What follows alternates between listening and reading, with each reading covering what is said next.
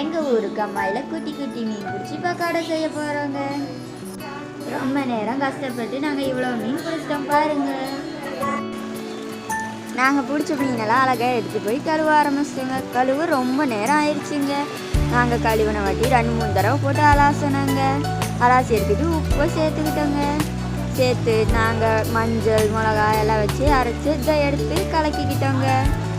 அப்புறம் கலக்கி அடுப்பை பற்ற வச்சோங்க. எண்ணெய் ஊற்றிக்கிட்டோங்க. கலக்கின மீனெல்லாம் ஒன்றா எடுத்து பொறிக்க ஆரம்பிச்சிட்டோங்க.